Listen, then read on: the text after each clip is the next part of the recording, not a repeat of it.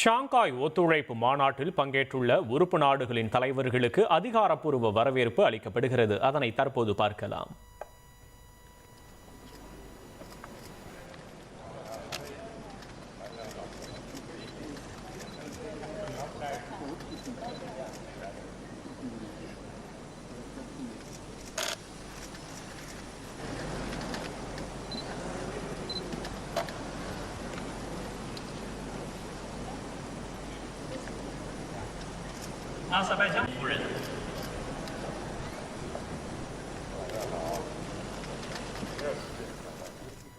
கூடுதல் தகவல்களை செய்தியாளர் ரமேஷ்குமார் வழங்க கேட்கலாம். ரமேஷ், வணக்கம். ரமேஷ், நீங்க விவரங்களை பதிவு பண்ணலாம்.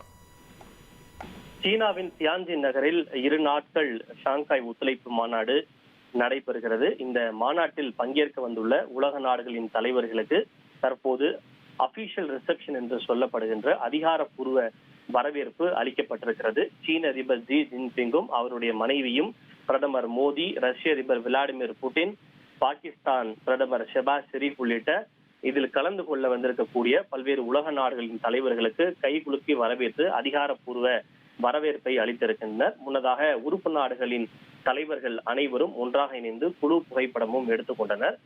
குறிப்பாக இந்த ஷாங்காய் ஒத்துழைப்பு மாநாட்டினுடைய முக்கியமான ஒரு நோக்கமே ஷாங்காய் ஸ்பிரிட் என்பதை ஊக்கப்படுத்துவதுதான்.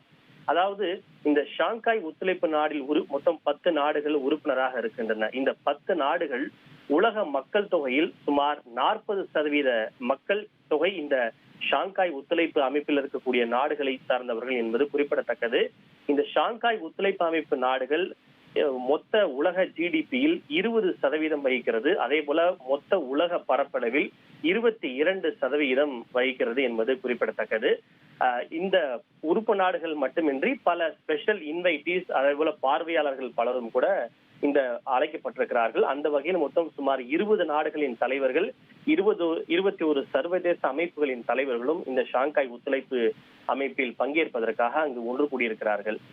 குறிப்பாக இந்த ஷாங்காயினுடைய முக்கியமான நோக்கமே பொருளாதாரம், பாதுகாப்பு, ஒத்துழைப்பு, அதே போல வர்த்தகம் உள்ளிட்ட பல்வேறு விஷயங்களில் ஒருங்கிணைந்து செயல்படுவதுதான் இந்த ஷாங்காய் ஒத்துழைப்பு அமைப்பு நாடுகளினுடைய முக்கியமான ஒரு நோக்கமாக இருக்கிறது. இது குறித்தெல்லாம் விவாதிப்பதற்கு தான் இந்த கூட்டமானது மாநாடானது நடைபெற இருக்கிறது. இந்த மாநாட்டின் முடிவில் தியான்ஜின் டிக்ளரேஷன் என்று சொல்லப்படுகின்ற கூட்டு பிரகடனம் வெளியிடப்படும் என்றும் எதிர்பார்க்கப்படுகிறது. விவரங்களுக்கு நன்றி ரமேஷ்குமார்.